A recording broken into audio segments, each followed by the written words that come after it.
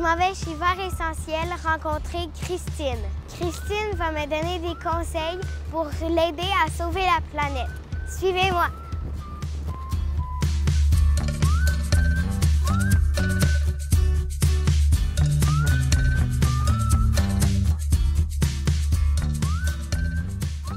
Bonjour Armenia. Bonjour. Bienvenue chez Vert Essentiel. Merci. Mais qu'est-ce qui t'amène aujourd'hui dans une boutique écologique? Moi, j'ai 9 ans, puis j'aimerais ça sauver la planète. Bien, il y a plusieurs astuces possibles et il y a surtout une meilleure conscience des achats que je peux te montrer, je peux donner des trucs et un à la fois, bien, vous pouvez faire des gestes. Tout le monde peut faire des gestes pour l'environnement. Est-ce que tu es prête à me suivre? On fait le tour de la boutique et je vais te montrer ces petites astuces-là une à une. Oui. Oui? OK, viens-t'en.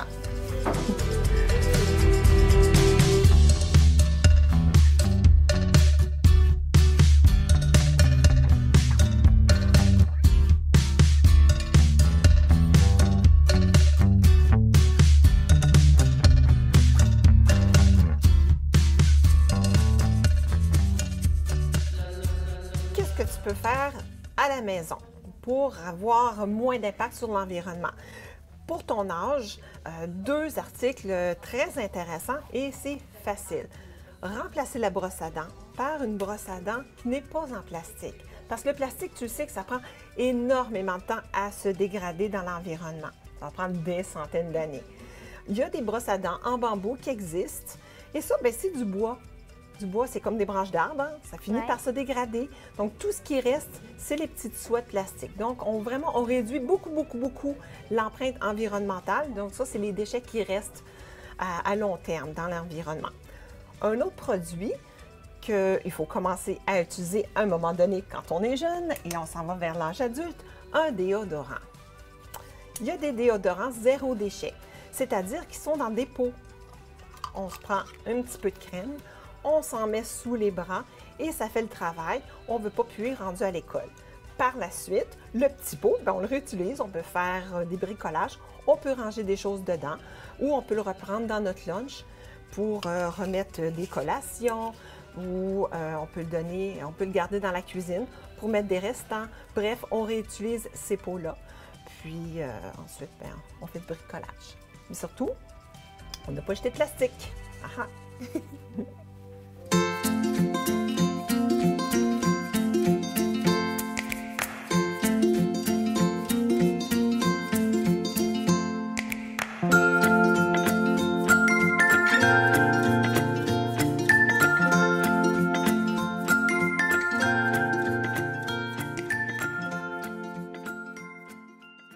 Toujours à la maison, qu'est-ce qu'on peut faire? On peut sauver des emballages pour tous les produits qu'on a besoin pour se nettoyer. Donc, on se lave le corps, on se lave les cheveux, on lave le linge, on lave la vaisselle aussi. Mais pour toi, ce qui te touche, c'est ton corps et tes cheveux. Donc, on peut réutiliser des bouteilles. Donc, si on a déjà des bouteilles à la maison, peu importe la bouteille, peu importe qu'est-ce qu'elle a l'air, si elle peut être sauvée, est encore en bonne condition, on la rince et on vient la faire remplir parce qu'on a le vrac. Le vrac, c'est le produit en grosse quantité qu'on remet dans les plus petites quantités selon toi ce que tu veux. Puis en plus, qu'est-ce qui est vraiment plaisant avec le vrac, c'est que tu peux choisir tes odeurs. Il y a des odeurs de petits fruits, des odeurs de lavande, de la mangue. Bref, là, tu choisis, toi, ton odeur préférée. Puis chaque membre de la famille peut avoir son odeur préférée également. Donc, comment ça fonctionne? Moi, je vais prendre le contenant, je vais le mettre sur une balance, je mets ma balance à 0, puis ensuite, j'ouvre et je mets le produit que toi, tu veux dedans. Et je mets la quantité que tu veux. Okay. Donc, si tu en veux beaucoup, tu en prends beaucoup.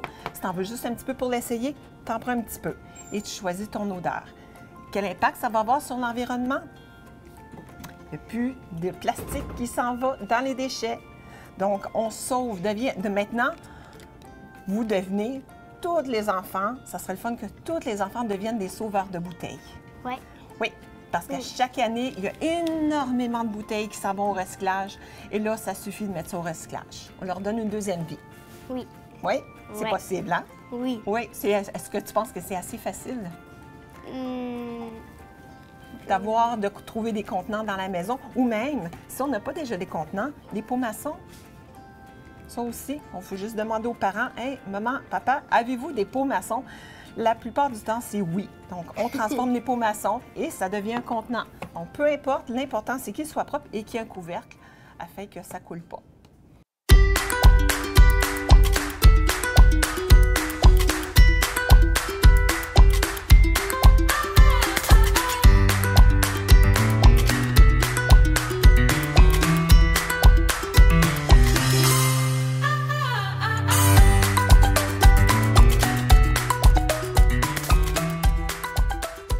Armania, là, je veux te donner des trucs pour ta boîte à lunch. Comment tu peux changer certaines habitudes pour avoir une boîte à lunch plus écolo?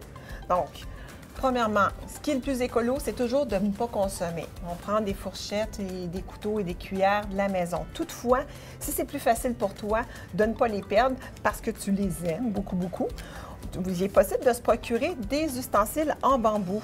Donc, le bambou, c'est une matière facilement renouvelable.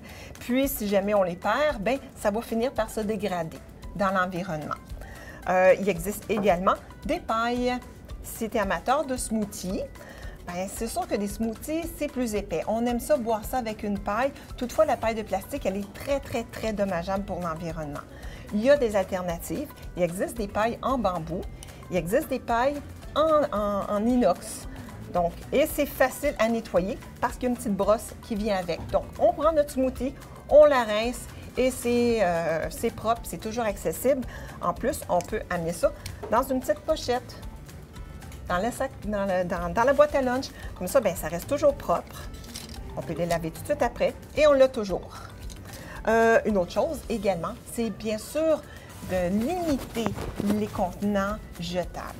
Donc, le yaourt, c'est de demander aux parents de l'acheter en grosse quantité ou même mieux encore, de le faire. C'est pas très difficile. Maintenant, on trouve tout ça sur le web. Si on apporte, justement, on achète en grosse quantité, bien, on apporte des petits contenants. On peut apporter des petits contenants en verre, en plastique qui sont déjà présents à la maison. Si on a besoin d'en acheter, encore là, il faut penser. Si j'achète un petit contenant, il est peut-être bien beau, il y a des beaux dessins, des belles couleurs, mais est-ce qu'il va être résistant? Il y a ça aussi qu'il faut penser. Il ne faut pas que ça brise après une fois ou deux. Il faut que ça dure longtemps. Donc, le métal, c'est sûr que ça, c'est très résistant. On peut l'échapper par terre, puis ça ne coule pas, ça dure longtemps.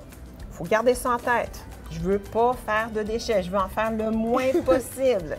Puis le moins de suremballage. Il existe plein d'emballages. Il existe comme des sacs en plastique qui sont résistants, qu'on peut mettre des sandwichs pour apporter une collation. Je parlais du pot maçon. Oui. Tantôt, ben, on peut faire d'autres choses avec les pots maçons. On peut se transporter des granolas, on peut se transporter une trempette, mais ça, on le réutilise et réutilise, au lieu d'acheter le petit emballage prêt à manger, puis ensuite on le jette. Puis, on peut se faire des jus, on peut s'apporter des smoothies, toujours avec les pots maçons. Est-ce que ça commence à te donner des idées pour transformer ta boîte à lunch? Oui. Oui, hein? Je vais te montrer d'autres astuces également, comment on peut encore plus pousser la boîte à lunch. Suis-moi. OK.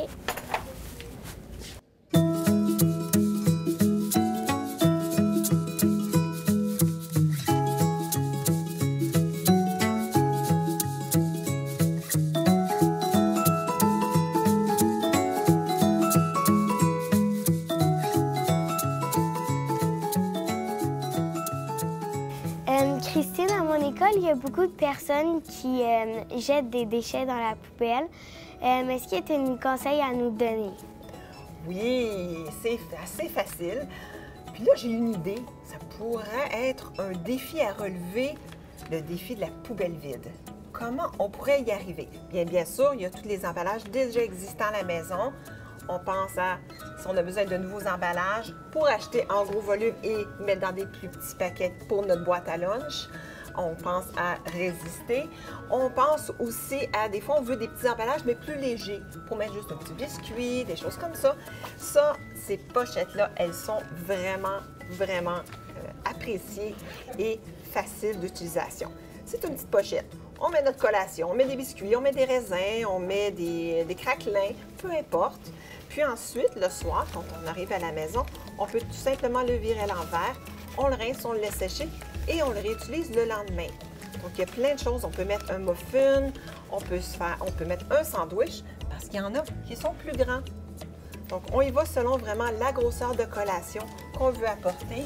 Et là, est-ce que tu trouves ça mignon? Oui. Oui, hein? En plus, c'est le fun. En plus, bien, chaque enfant, chaque jeune peut avoir ses motifs préférés. Puis comme ça, bien, tu risques moins de le perdre parce que tu l'aimes. Puis là, il va durer très longtemps. On peut même emballer des sandwichs. Ça, c'est un grand tissu. On emballe un sandwich tout simplement en le repliant. Puis, c'est comme un gros... On met notre sandwich, on replie tout ça. Et là, on le découvre comme un cadeau. Donc, c'est de se faire un cadeau. On fait un cadeau à l'environnement en ne produisant pas de déchets. Puis en plus, bien, on a des jolis objets qu'on aime beaucoup. Puis, ça nous encourage encore plus à faire moins de déchets, surtout dans la boîte à lunch. Je pense que la boîte à lunch, si tout le monde est capable de relever le défi poubelle vide, hein, ça va beaucoup, beaucoup aider sur l'environnement. Est-ce que tu penses que ça peut être possible? Oui. Oui? OK. Est-ce qu'on lance un défi à tout le monde? Oui. Maintenant, plus de poubelle pour le dîner. OK. Allez, parfait. Oh, veux-tu te crémer? Je vais te faire essayer une crème qui sent vraiment bon. Ça sent les framboises. Oui. C'est doux? Oui. Oui, hein?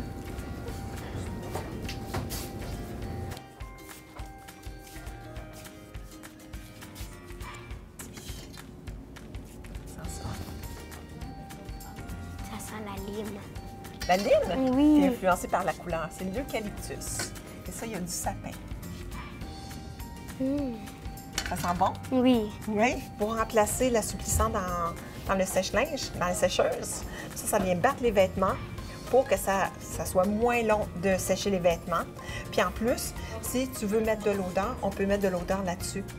Par exemple, tu dis hey, « moi, j'aime les petits fruits. J'aimerais ça que mon linge sente des petits fruits. » On pourrait mettre des gouttes d'odeur que j'ai à l'autre bout de la boutique. Merci, Christine.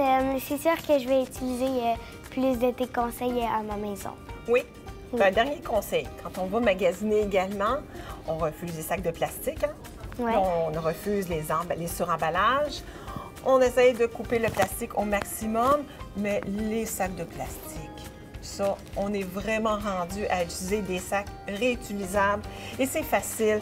Il y a des sacs en coton qu'on peut facilement transporter et qui sont facilement lavables. Il y a des sacs, quand on a des plus gros achats, qu'on peut transporter et qu'on peut replier et qu'on peut toujours garder avec soi. Donc, dans son sac à dos, dans la voiture, partout où est-ce qu'on se déplace, on peut toujours avoir un sac avec soi pour réduire notre empreinte environnementale. Parce qu'on la veut en santé, plus en santé, et on la veut longtemps, cette belle terre pour nous, hein? Oui. Oui. Merci. Merci de ta visite. Merci, je suis contente de t'avoir accueilli aujourd'hui chez Vers Essentiel. À bientôt. Merci. Bonjour, aujourd'hui on est au musée d'archéologie et on s'en va découvrir plein de vieux objets. Suivez-moi.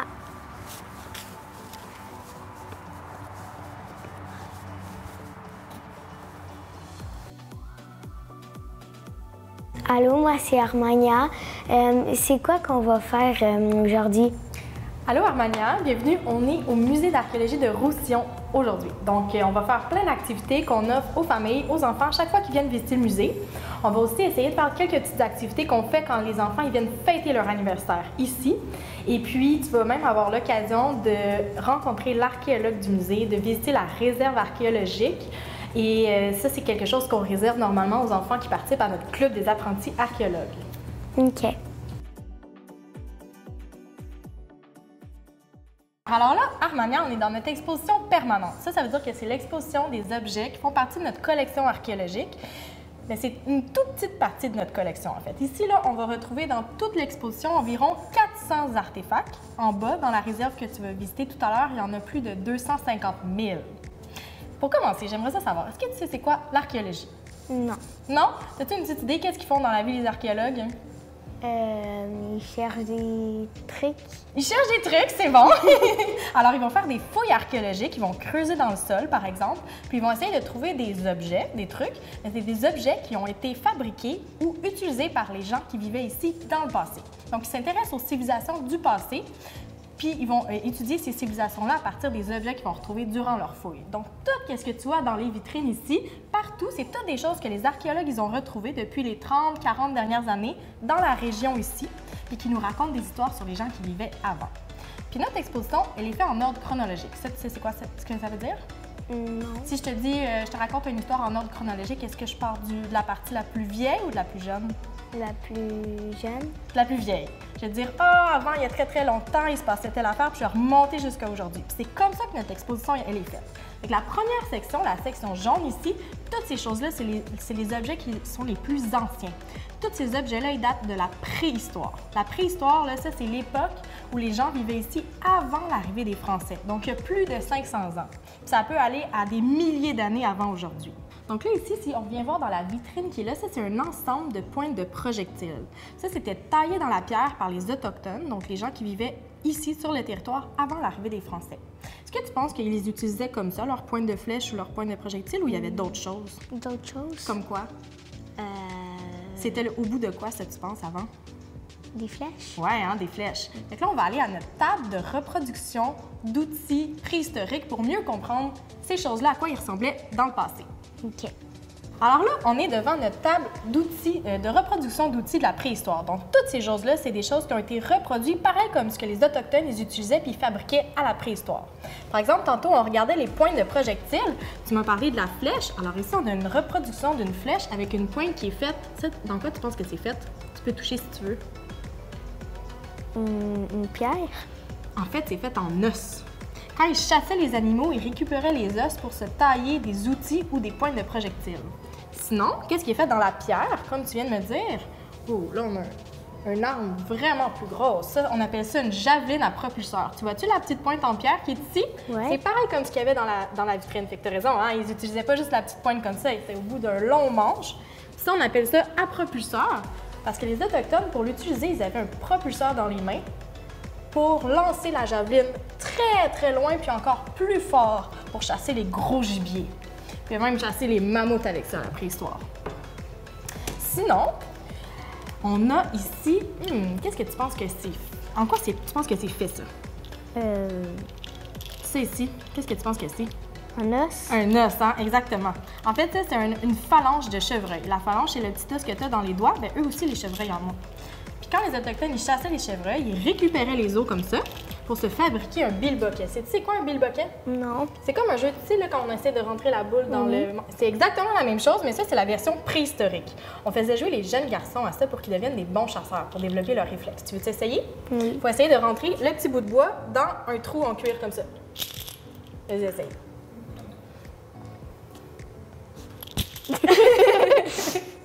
Un autre coup? Ah, t'aurais besoin d'encore un petit peu de pratique avant de partir à la chasse. Fait que tu vois, ils fabriquaient plein de choses, beaucoup avec le bois ou les outils taillés dans la pierre ou les os des animaux qu'ils chassaient. Ils pouvaient même, avec le maïs qu'ils cultivaient, prendre les feuilles et se fabriquer des poupées en feuilles de maïs. Ça ici, c'est un exemple de la poterie qu'ils pouvaient fabriquer pour faire cuire ou contenir leurs aliments. Donc eux, il n'y avait pas de la vaisselle comme toi puis moi on a à la maison. Hein. Ils fabriquaient leur vaisselle en terre cuite. Fait qu'ils allaient chercher l'argile à l'extérieur, puis ils formaient leur vase comme ça, ils le moulaient, puis ils le faisaient cuire pour qu'il devienne dur et étanche. Tu veux-tu le prendre dans tes mains, voir comment ça... C'est lourd. Ça, c'est un tout petit, hein. Ils s'en faisaient des vraiment plus gros pour faire des grosses soupes, pour faire cuire leurs aliments. Sinon, comment tu penses qu'ils s'habillaient, les Autochtones? Penses-tu qu'ils allaient au magasin s'acheter des vêtements? Non. Non, hein? Qu'est-ce qu'ils faisaient pour s'habiller? Ils prenaient de la fourrure des animaux pour... Ouais, hein? T'as comme un indice aussi sur la table ici, hein? Fait qu'ils chassaient ou ils trappaient les animaux puis ils prenaient leur fourrure pour se faire des vêtements ou pour se faire des sacs de couchage, par exemple. Ça, c'est la fourrure de quoi, tu penses? Tu peux toucher pour... Un chevreuil? C'est tout petit comme ça. Un castor? Encore plus petit. Puis plus doux que le castor. Ça grignote des petites carottes parfois. Un Sapon des cocos de Pâques. lapin. Un lapin, exactement. Mais sinon, tu m'as parlé du castor. Ça, c'est la peau de castor. Touche à ça. C'est un petit peu plus rugueux, mais c'est beaucoup plus chaud, puis en plus, c'est imperméable, puisque le castor, il va dans l'eau. Sinon, comment tu penses qu'ils fabriquaient le feu à la préhistoire? Avec du bois. Oui, exactement! Ils fabriquaient le feu avec le bois. Donc, je vais te faire un exemple ici, puis après, tu pourras essayer, OK? Donc, ils pouvaient prendre le bois comme ça, ils prenaient une planche de bois semblable à ça, avec un petit trou puis une fente. Puis là, ils prenaient du bois, puis ils frottaient le bois comme ça très, très rapidement. Puis si tu fais ça avec tes mains, qu'est-ce que ça fait? Ça devient chaud. Ça devient chaud, hein? C'est le même principe. Grâce à la friction, ça devient très, très chaud. Puis là, dans la petite fente ici, l'air chaud va passer. Puis eux, ils mettaient de la paille ou des feuilles sèches en dessous pour qu'il y ait une petite son qui s'allume. Pour aller encore plus vite, je vais prendre un archet comme ça, avec la poignée. Et là, ça tourne encore plus vite. Et je vais le faire pendant 15 secondes. Puis tu vas aller mettre ton doigt dans le petit trou pour voir si c'est chaud, OK? OK. Es-tu prête? Oui. Vas-y, touche. Oh, tu vois-tu, ça fait déjà de la fumée. Puis ça sent le feu, tu vois, c'est vraiment plus facile avec le archet. Donc, ils étaient très ingénieux, les Autochtones, à la préhistoire. Ils inventaient plein de choses pour se faciliter la vie. Vas-y, là, tu frappes. Ouais, tu l'as! Là, quand t'es rendu en bas, tu ramènes tes mains en haut puis tu continues jusqu'à temps que t'as fait ton trou. T'es bonne! T'as même pas besoin d'archet. OK, alors là, on va faire un atelier de poterie. Ça, c'est un des 3 ateliers qu'on peut faire quand tu viens passer ta fête ici avec tes amis. Fait que sinon, on pourrait faire un atelier de bracelets de perles ou on pourrait même fabriquer des poupées de maïs, pareil comme celle que je t'ai montrée tout à l'heure sur la table qu'on fabriquait avec les feuilles de maïs. Fait que là, pour faire la poterie, ce qu'on veut faire, c'est qu'on va se faire un petit pot avec de l'argile comme ça. Donc, on part avec notre fond d'argile qui est déjà fait pour toi et moi. Là, ce que tu fais, c'est que tu vas prendre un bout d'argile dans ta rataille à côté, puis on va se faire un colombin. À la préhistoire, ce qu'ils faisaient, c'est qu'ils prenaient l'argile, ils moulaient le vase. Ensuite de ça, ils se faisaient un feu, ils mettaient le vase dans la braise, ils enfouissaient ça dans la braise pour éviter qu'il y ait un choc thermique, que ça soit trop chaud, puis ils pouvaient laisser ça brûler pendant des heures et des heures. Quand le feu était éteint, le lendemain, ils enlevaient la braise, ils récupéraient leur vase, puis là, il était sec, solide comme ça, puis étanche. C'est le plus important, tu ne veux pas perdre ta soupe ou ton eau quand tu mets ça là-dedans. C'est comme ça qu'ils faisaient. Et nous, on est chanceux parce que là, on a de l'argile qui sèche tout seul. Tu n'auras même pas besoin de le mettre au four. OK. Alors maintenant, bienvenue dans la réserve archéologique. Donc, c'est ici qu'on conserve tous les objets qui sont trouvés par les archéologues en creusant donc, dans la région, de la Prairie, mais jusqu'à Châteauguay puis Léry. Donc, il y en a vraiment beaucoup ici. En fait, donc on accueille des groupes des fois, donc des enfants comme toi qui vont à l'école, mais c'est rare absolument que les gens peuvent rentrer ici. La plupart du temps, c'est des spécialistes qui sont ici, des scientifiques, des archéologues comme moi. Donc, tu es très chanceux aujourd'hui de pouvoir visiter la réserve. Donc, on a pas mal d'objets. D'après toi, il y en a combien des objets ici? Comment tu penses? Il y en a un petit peu ici dans les étagères, mais il y en a en fait tout autour de nous. Comment tu penses qu'il y en a? Sais-tu? Plus que 100. Pas mal plus que 100. Pas mal plus que 100. Oui, en fait, c'est dans les centaines de milliers. Oui, c'est ça. On a arrêté de compter il y a quelques années, on était rendu à 200 000. Donc, puis on en reçoit encore. À tous les années, les archéologues qui trouvent des choses dans le sol, dans la région, puis ils arrivent avec des boîtes pleines d'objets. Donc, puis nous, il faut tout qu'on fasse le ménage là-dedans, donc on prend les objets les plus intéressants. Puis ceux qui sont intéressants pour exposer ou pour étudier, on les met là-dedans. Donc ici, on en a un peu, on a de la céramique, on a du verre. On a des choses là-dedans qui sont pas très anciennes, mettons qui ont 100 ans. Comme 100 ans, ça fait pas si longtemps que ça quand même. Mais on a des choses qui ont des milliers d'années. Donc, ils peuvent avoir jusqu'à 5000 ans. Donc, et même plus peut-être. Donc, c'est ça. Donc, puis, bien, on est tout le temps en train de les étudier ici. On est tout le temps en train de faire des recherches. Puis, bien, des fois aussi, on accueille des gens comme toi. Donc, donc tu es assez chanceuse aujourd'hui. Comment vous faites pour savoir ça date de combien d'années? Ah, c'est une bonne question. Il y a plusieurs manières de le savoir. Quand c'est des choses qui sont assez récentes, par exemple comme des bouteilles ou des céramiques comme ça, donc des vases, des fois on peut checker regarder dans des vieux catalogues là, des années début 1900 ou fin 1800, puis là on peut voir à peu près ça date de quand. Des fois aussi on peut regarder dans des peintures quand ça date des années 1600 puis 1700, donc les gens y peignaient, puis on peut avoir une idée. Mais souvent, quand c'est plus vieux que ça, ah ben là, c'est plus compliqué. Donc là, il faut faire appel à des méthodes plus scientifiques, on peut dire, là. Donc comme le carbone 14. Puis ça, on met des échantillons dans des machines, puis ça nous dit à peu près l'âge que ça a. Puis bien, il y a toutes sortes d'autres méthodes aussi pour savoir quelle décoration, quelle forme d'objet date de quand à peu près. Donc, mais c'est tout un travail. Puis c'est pas toujours très précis, mais on essaie d'y aller le plus précis possible. Puis ça nous permet de reconstituer l'histoire des gens qui sont passés ici. OK. Donc ça, c'est une espèce de cruche, donc qui était tout décoré. On a imprimé des images dessus. Tu vois ici, il y a un petit ange, donc il y a des trucs avec des feuilles. Ça, c'est un décor qu'on retrouve pas mal dans les années 1800, là, fin 1800, donc c'est quelque chose qu'on va retrouver. Donc, c'est une vaisselle qui était quand même de qualité. C'est des gens qui étaient en moyen qui avaient ça, généralement. Est-ce que quand vous trouvez les trucs, est-ce qu'ils sont souvent un morceau ou sont cassés? Bien, c'est assez rare qu'on va les trouver en un morceau, parce que, bien, habituellement, quand on les trouve, c'est parce qu'ils ont été jetés. Les choses qui sont neuves, c'est rare qu'on va les jeter, donc c'est souvent des trucs brisés qu'on va retrouver. Ça peut arriver que des choses sont perdues, puis là, on va les trouver en un morceau. Mais la plupart du temps, ils sont tous brisés. Comme on voit ici, ça, c'était tous des objets qui étaient en petits morceaux quand on les a trouvés dans le sol. Puis là, bien, on les a remontés, donc on a recollé les morceaux qu'on a trouvés. Mais tu vois, il en manque des fois un peu partout. Donc, c'est tout un travail, c'est comme un gros casse-tête. Parce que ça, des fois, là, quand tu as une boîte, là, puis il y en a 1000 dedans, là, puis ils sont tous mélangés, puis des fois, ils se ressemblent pas mal. Comme ici, par exemple, lui, on en a qu'il y a des morceaux qu'on n'a pas réussi à recoller. Ça se peut que ça vienne de ce bol-là, mais peut-être que ça en vient d'un autre, on ne le sait pas encore. Donc, il va falloir faire plus de recherches. Donc, ça, bien, ça fait partie des défis de l'archéologie. Bien, merci beaucoup d'être venu nous voir au Musée d'archéologie de Roussillon, Armania. J'espère que tu as aimé ta visite et que tu as appris plein de choses. Tu peux toujours revenir avec ta famille pour faire des visites guidées, des simulations de fouilles archéologiques, puis même avec tes amis pour célébrer ton anniversaire. Merci.